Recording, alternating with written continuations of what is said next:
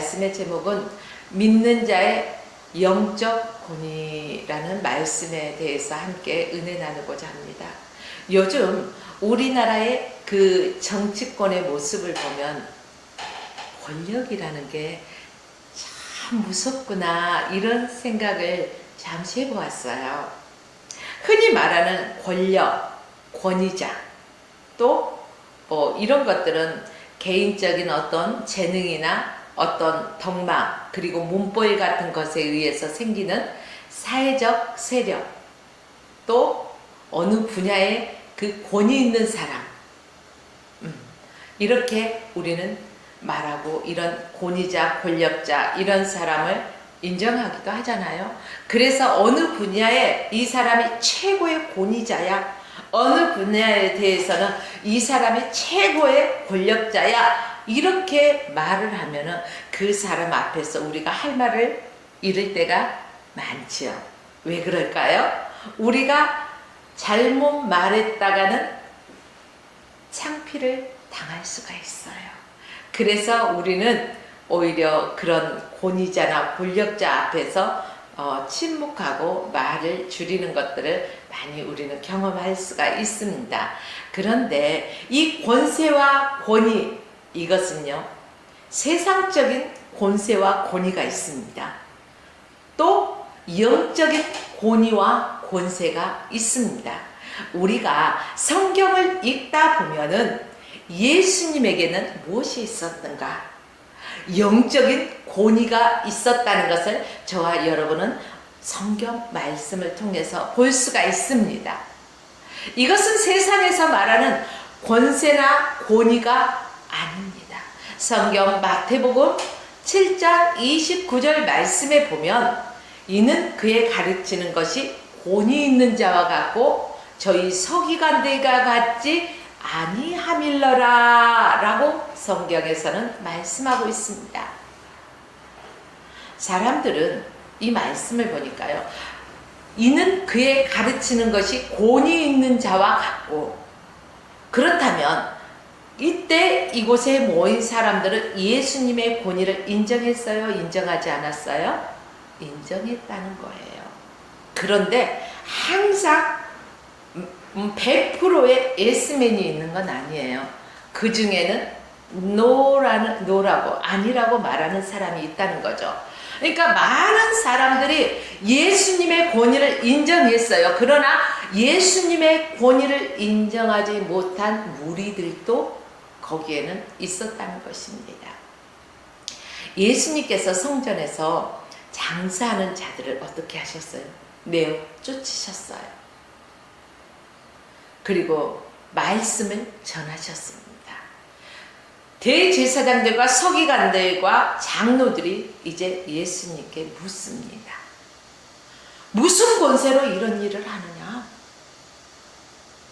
누가 이 권세를 당신에게 주었느냐? 이렇게 묻고 있어요.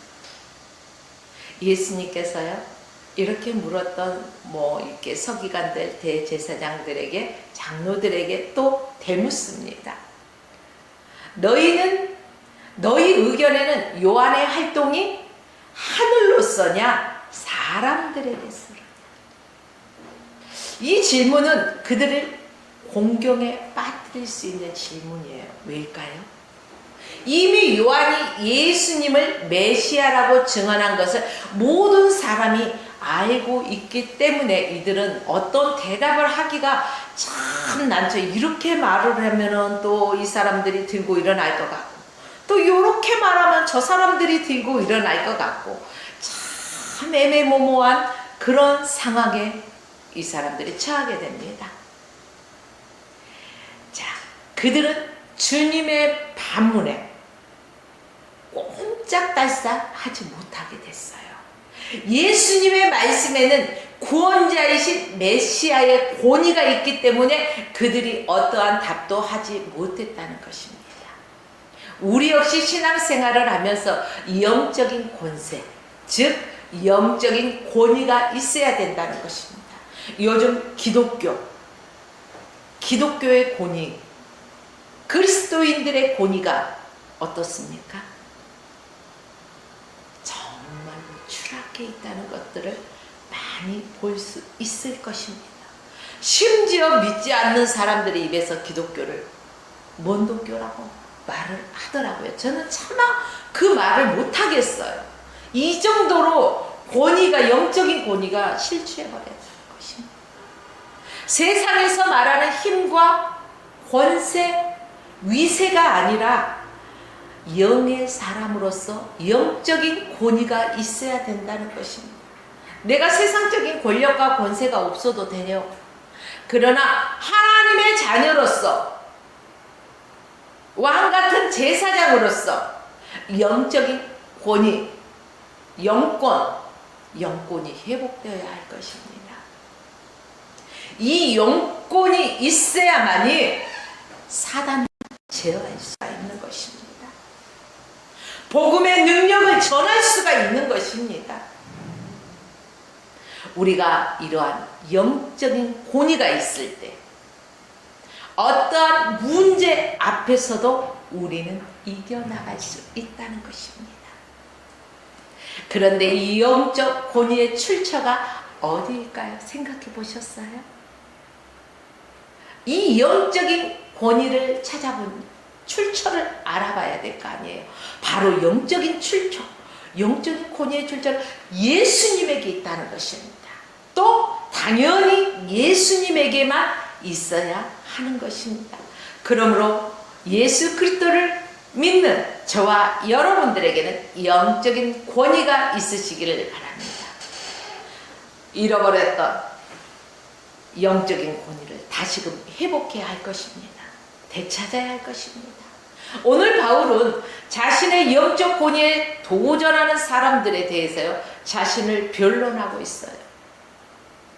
굳이 변명할 필요가 있겠습니까? 그렇지만 세상 사람들에게는요, 영적인 권위에 대해서 굳이 설명할 필요는 없어요.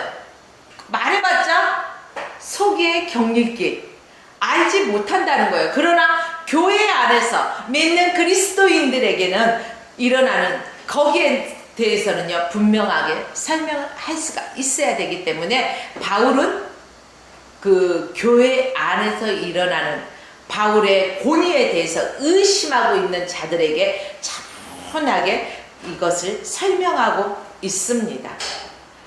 이 내용을 통해서 우리는 진정한 권세와 권위가 어떤 것인지 알 수 있습니다. 그렇다면 어떻게 해야 할까요? 첫째는 부드러움과 강함의 양면성을 가지고 있어야 된다는 것입니다.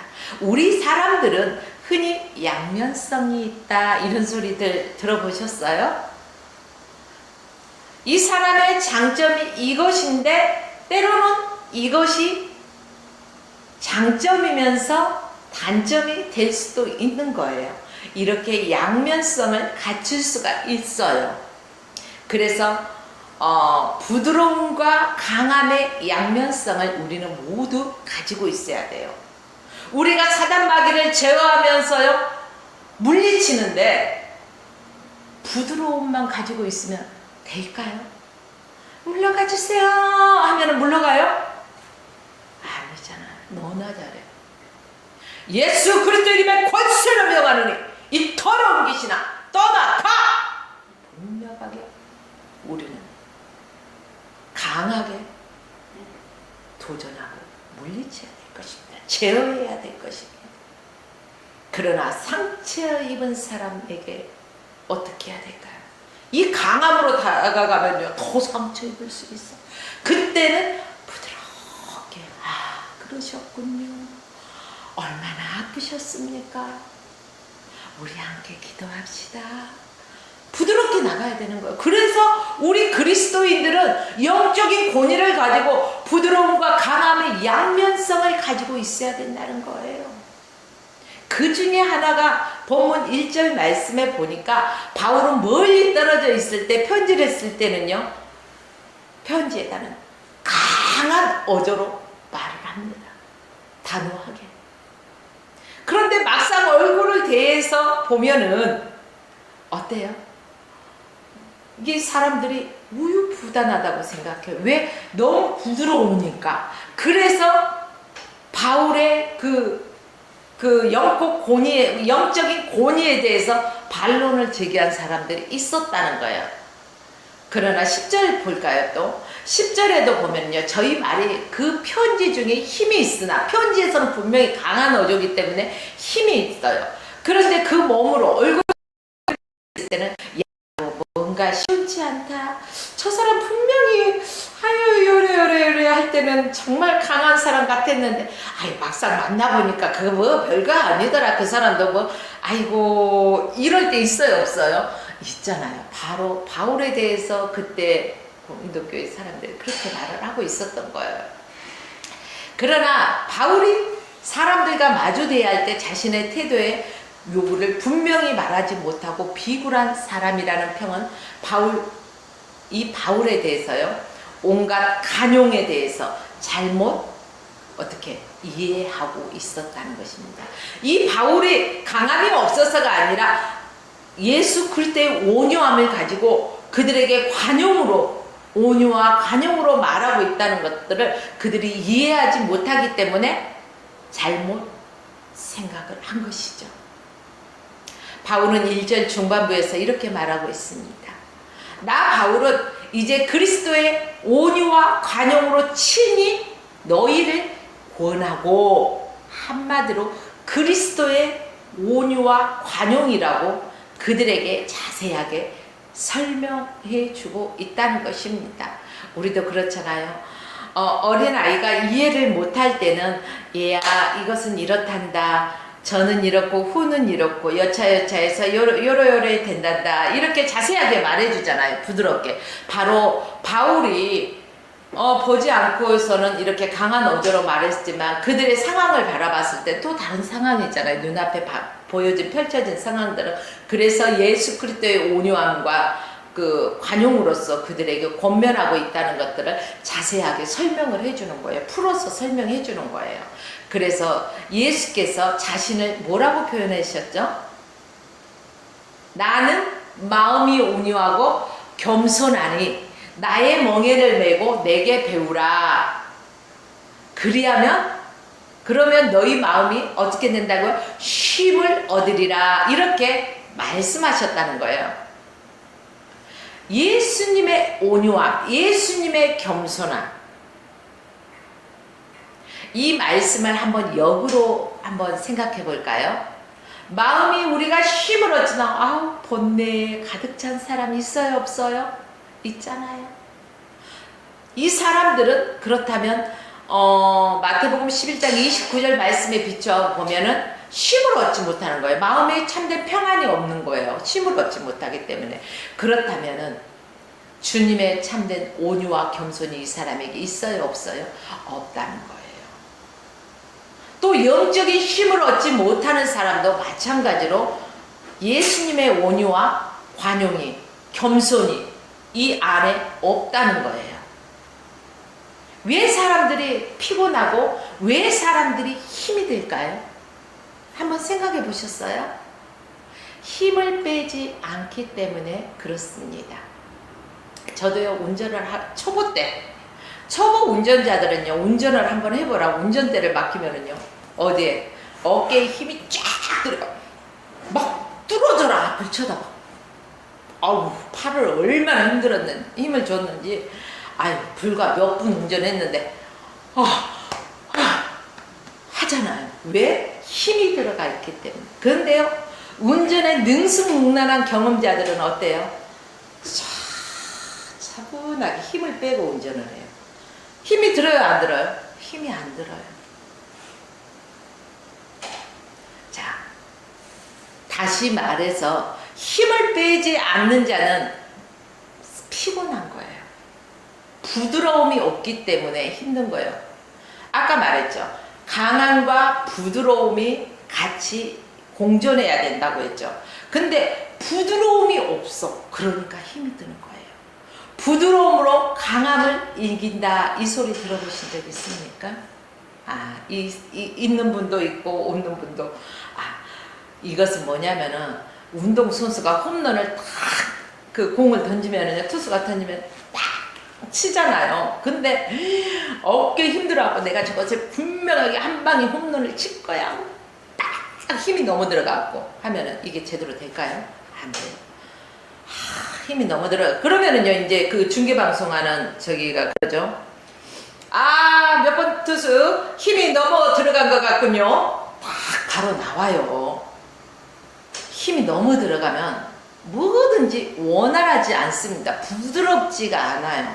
힘이 적당히 빼. 그래서 투수들도 이렇게 힘을 적당히 빼고 하는 것들을 여러분 볼 수가 있을 것입니다. 그래요. 우리 몸이 부드럽다는 것은 우리 몸에 힘이 적당히 빠졌다는 거예요. 그렇다 해서 100%의 힘을 빼. 이거 아닙니다. 100%의 힘을 빼면 큰일 납니다. 우리 몸의 20%만 힘을 빼도 우리 몸은 부드러워요. 그래서 20% 힘을 뺀 상태에서 운전을 해도 아주 부드럽게 되죠. 20% 힘을 뺀 상태에서 공을 쳐도 아주 홈런을 칠 수가 있습니다. 여러분, 우리 몸에 긴장을 하면요, 우리가 가지고 있는 그 역량을 충분히 발휘할 수 있을까요? 없을까요? 발휘하지 못해요. 그래서요, 뭐 이렇게 음악 하시는 분들 오디션 보러 가잖아요. 그럼 막 화장실에 못 이고 막 가면은요, 하면서요, 막 목을 푼다고 힘을 빼는 작업 하면서요, 힘을 빼는 작업들을 하는 것을 우리가 볼 수가 있어요. 그래요. 그런데 힘이 잔뜩 들어가고 어깨 딱 경직 상태인 상태에서 해봐요.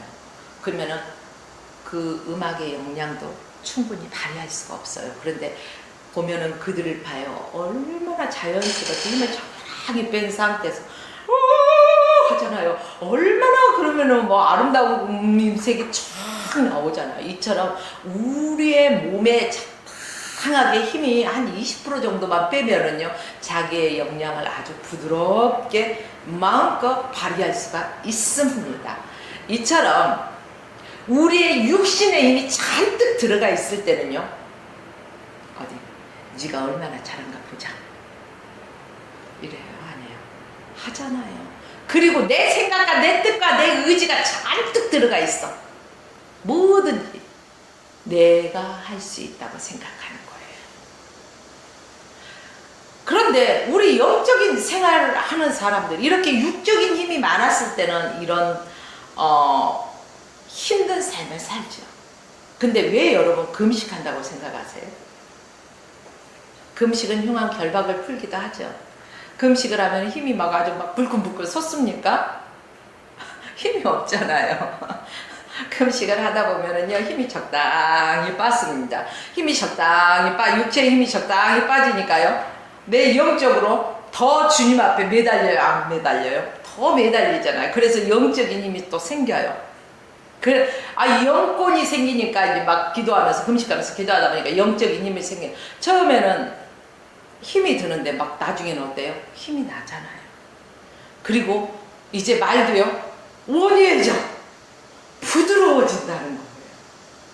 아니, 배고프면서 사람이 막 소리치는 사람이 어디 있어요?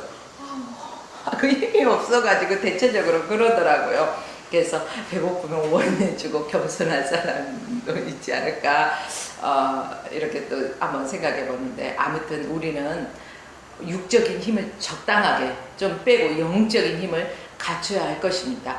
바울 어떤 사람이에요? 바울은 정말로 직진적이고 열정적이고 아주 성격이 급하죠. 베드로는 또 어때요? 베드로도 정말 급한 성격이에요. 아주 저돌적인 사람이에요. 그렇다 보면 우리가 그 베드로 또 바울, 그러면은 이 사람들은 아주 급한 성격이구나. 그리고 직진적이고 열정적인 면이 있는 사람들이구나. 그런데 이런 사람들도요, 예수님을 만나니까 예수 그리스도를 통해서 온유함으로 사도로 변했다는 것입니다. 여러분, 우리가 전도하다가 보면은 내 주먹을 믿어 하는 사람 있어요, 없어요? 있어요, 분명히. 아직 잊지 않는 그런 사람이겠죠. 여러분, 그러나 그들에게도 주님이 찾아가시면 그들은 변한다는 것입니다. 어떻게? 부드럽게, 온유하게, 겸손하게 변할 수 있는 것입니다. 결국 이처럼 급하고 저돌적이고 정열적인 바울과 베드로, 이 사람들도 예수님을 통해서 온유한 마음으로, 성품으로 변하고 나니까요, 그들은 십자가의 순교, 사랑을, 자신의 삶을 마치는 것들을 볼 수가 있습니다. 바울도 순교하잖아요. 베드로도 순교하잖아요. 이게 다 주님의 은혜라는 것입니다. 그렇습니다. 영적인 권위라는 것은 이처럼 부드러움에서 영적인 권위가 나오는 것입니다. 온유와 간용으로부터 영적인 권위가 나오는 것입니다. 바로바로 반응하고 바로바로 심판자의 입장에서 야야야야, 너 잘못했어, 그거 아니야? 그렇게 하면 안 돼? 라고 말하는 사람이 있어요, 없어요? 어느 단체에 가든 간에 그런 사람은 있습니다. 그러나 그것이 꼭 잘못된 것이다라고 정죄할 수는 없어요. 물론 그렇게 지적해야만이 바뀔 수 있는 사람이 있어요. 그러나 대부분의 사람은 그렇게 하면은 상처를 입죠. 또 그런 사람에게는 어떻게 해야 될까요? 부드러움으로, 관용으로, 온유함으로 다가가서 그들을 본면하면서 또 그를 위해서 기도해 줄 때 변할 수 있는 사람들이 또 많이 있다는 것입니다. 여러분, 다른 사람이 잘못할 때 바로바로 지적하고 나서 정지하고 하는 것은 사실 그 상황에서 좋다고도 할 수 있지만 좋지 않다고도 할 수가 있습니다. 그러나 대부분은 온유와 관용의 태도가 영적 권위를 입혀준다는 것들을 기억하시고 조금 우리가 한 템포를 늦추면 좋지 않을까 이렇게 생각해 봅니다. 그러나 영적인 상황에서는 예수님이 그 성전 안에서 물건을 파는 장사하는 자들의 그 상을 엎으면서 이렇게 내쫓으셨잖아요. 여기에서는요 아주 강함이 나왔어요. 부드럽고 온유함으로 오래 참음으로가 아니에요. 그렇기 때문에 우리 예수 그리스도를 믿는 하나님의 자녀들은 이 부드러움과 강함을 적절하게 잘 지혜롭게 사용할 줄 알아야 돼요. 그래서 강함으로 그를 꾸짖을 때는 꾸짖어야 할 것이고 때에 따라서는 부드러움과 온유함으로 관용으로 우리가 다가서야 될 때가 있다는 것입니다. 이 지혜는 세상에서 주는 게 아니에요. 위로부터 오는 지혜예요. 그래서 우리에게 그 영권이 있을 때 이것들을 분별하고 사용하기에 가능하다는 것입니다. 또 두 번째는 영적인 권위에 맞는 무기를 가지고 있어야 하는 거예요. 본문 3절 말씀에 사도 바울은요, 우리가 육체에 있어 행하나 육체대로 싸우지 아니하노라, 아니한다고 했어요. 여러분과 저는 육체가 있어요, 없어요? 육체가 있어요. 그러나 예수 그리스도를 믿는 하나님의 자녀예요, 아니에요? 하나님의 자녀이죠. 우리는 육체를 입고 이 세상에서 살아가지만 구별된 하나님의 자녀란 말이에요. 그렇다면 이 구별된 하나님의 자녀로서 우리가 육체의 소욕을 따라서 세상 사람들과 똑같이 살면 돼요, 안 돼요? 안 돼요. 그렇다면 영적 권위 없어요. 우리는 이 육체를 가지고 세상 속에서 살아가지만 이 세상 속에서 빛과 소금으로 살아가야 되는 거예요. 분명하게 구별되게 영적인 권위가 있어야 된다는 것입니다. 이 말씀은 에베소서 6장 12절 말씀을 보시면 좀 이해가 바를 것입니다. 우리의 싸움은 혈과 육에 대한 것이 아니에요. 그럼 뭘까요? 정사와 권세와 어두움의 세상의 주관자들과 하늘에 있는 악한 영들의 대적함입니다. 우리가 사랑하는 여러분들이요, 한마디로 우리의 싸움은 육체의 싸움이 아니라 영적인 싸움입니다. 그러니까 이 사람이 조금 내게 마음에 안 든다 해서 걷어붙이고 다짜고짜 뭐 삿대질하면서 하면 돼요, 안 돼요? 안 돼요. 저 사람이 나와 의견이 충돌이 일어난다 할지라도 틀린 게 아니라 나와의 다른 점이에요.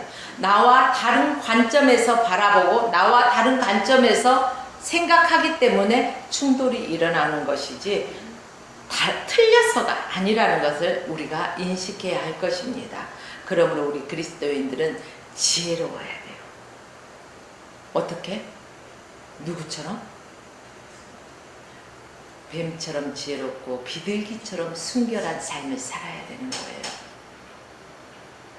사랑하는 여러분들이요, 그리스도인으로서 바울은 예수 그리스도를 믿는 예수 그리스도를 믿지 않는 비신앙인 그리고 교회는 분명히 다녀 예수를 믿는 것 같아. 근데 예수의 반대편에 서 있는 자들은 있어요, 없어요? 있어요. 가짜 신앙인들. 그들과 다른 점, 그가 육을 입고 있지만 결코 육체대로 싸우지 않는다는 거예요. 바울도 똑같은 육체를 입고 있지만 저 사람들은 육체의 모습으로 싸우지만 바울은 그렇지 않고 영권으로 영적인 것을 바라보고 영적인 것을 논하고 영적인 권위에 대적할 때 그들에게 말하는 거예요. 이 말은 바울이 싸움을 하는 데 있어서 자기 중심이나 어떤 동기나 자기 자신의 능력이나 권세를 확립하기 위해서 하는 것이 아닙니다. 자신의 육신의 목적을 위해서 싸우지 않는다는 말을 하고 있는 거예요. 바로 영적인 싸움이기 때문에 영적인 무기가 필요한 거지 우리가 육적인 무기 가지고 지금 샬라샬라 싸울 필요가 없다는 거예요. 우리 세치혀는 사람을 죽일 수도 있고 살릴 수도 있는 강력한 무기가 되는 거예요. 그래서 저와 여러분들은 이것들을 영적인 권위로 잘 다스려야 될 것입니다. 또 본문 4절 말씀 보십시오. 우리의 싸우는 병기는 육에 속한 것이 아니라고 성경은 분명하게 말하고 있습니다. 오직 하나님 앞에서 견고한 진을 파하는 강력한 힘이에요. 바울이 싸우기에 지닌 무기는 육체에 속한 것이 아니라 하나님께 속한 것이라고 하는 거예요. 그리고 그 무기는 견고한 성도 파괴하는 강력한 것이라는 것입니다. 바울은 대적하는 자들을 육체 속에 속한 병기, 즉 세상의 학문, 세상의 지식, 세상의 경험, 세상의 어떤 영향력, 세상이 가지고 있는 어떤 권위, 세상이 가지고 있는 어떤 명예, 이런 것들이 아니라는 거예요. 사람을 현혹시키는 바로 수사학적인 답변, 인간적인 것들을 맞서지만은 바울은 하나님의 병기를 가지고 맞서고 있다는 거예요. 그래서 여러분들도 살아갈 때 누가 무슨 말을 할 때 하나님의 말씀에 비추어 보아서 우리는 코람데오 하나님 앞에서 하나님의 말씀에 비추어서 이것이 옳은가 그른가 분명하게 판단하고 우리가 이것을 하나님 편에 서서 내가 이렇게 해야 하는지 이렇게 해야 하나님이 기뻐하실까 저렇게 해야 하나님이 기뻐하실까 분명히 우리는 알고 하나님이 기뻐하시는 것을 향해 나아갈 때 우리의 영적인 권위가 더욱더 힘을 얻는다는 것입니다. 우리는 하나님의 병기가 뭘까? 하나님의 병기를 가지고 하나님이 주시는 병기를 가지고 있어야 돼. 믿음과 하나님의 말씀 또 온유와 관용, 예수님의 성품에 대한 것들을 말씀하고 있습니다. 그래서 우리는 믿음의 본 대신 예수 그리스도만 바라보고 나가면 되는 것입니다.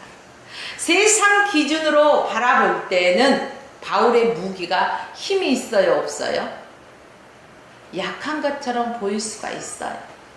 그러나 성령의 역사와 하나님의 전지전능하신 그 능력으로 덧입혀질 때는 어떤 대적도 당할 수가 없게 되는 강력한 무기를 지니게 되는 것입니다.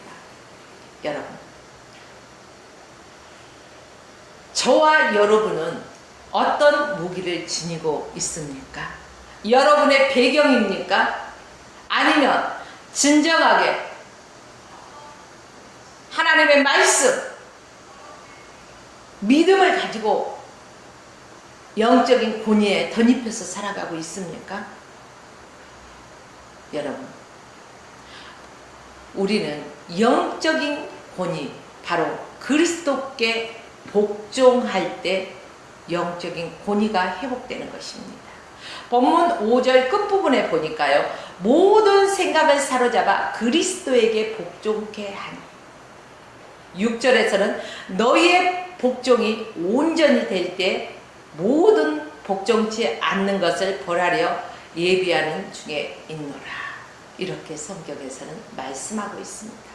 바울이 하나님의 무기를 가지고 싸움의 최종 목적지는 자신의 유익이나 자신의 사도직 본의로서 그 적대자들을 굴복시키려고 하는 것이 아니라 오직 그리스도에게 복종시키려는 것입니다. 저와 여러분들도 예수 그리스도 앞에 복종시킬 수 있는 우리가 되어야 할 것입니다. 일단은 그 거짓 사도들이 예루살렘의 사도들과 바울 사이에 합의된 바도 없는 그 바울의 선교 영역 부분에서 바울의 선교 영역 부분을 무시해버린 채 그 고린도에 침입했어요. 그뿐 아니라 바울의 권위에 훼손시키는 어떤 언동, 어떠한 말들을 하면서 그 복음을 왜곡시키고 훼손시켰어요. 누가? 거짓 사도들이. 오늘날도 이런 거짓 사도들이 있어요, 없어요? 어떻게든 하나님의 백성들을 미혹하기 위한 이단 사이비 종교들이 있어요, 없어요? 많이 있습니다. 바울 당시에도 있었고 지금도 있다는 것입니다. 여기에 바울의 그 영적 권위를 훼손시키는 거잖아요. 복음을 변질시키는 거잖아요. 이때 바울이 그들에게 말하는 거예요. 영적 권위의 출처는 바로 예수 그리스도이기 때문에 우리가 꼭 복종해야 될 것은 예수 그리스도 한 분이다. 이것을 분명하게 바울은 말해주고 있습니다. 오늘날도 이단 사이비 종교에 빠지지 않기 위해서는 하나님의 말씀을 바로 알고 하나님의 말씀을 바로 믿어야 된다는 것입니다. 성경 66권은요 2000년 전이나 지금이나 변했어요? 변하지 않았어요? 변하지 않았어요. 세상적인 책은 자꾸 요렇게 썼다가 요렇게 썼다가 저렇게 썼다가 그렇게 썼다가 요래저래 변합니다. 그러나 성경은 1.1획도 변하지 않는 것입니다.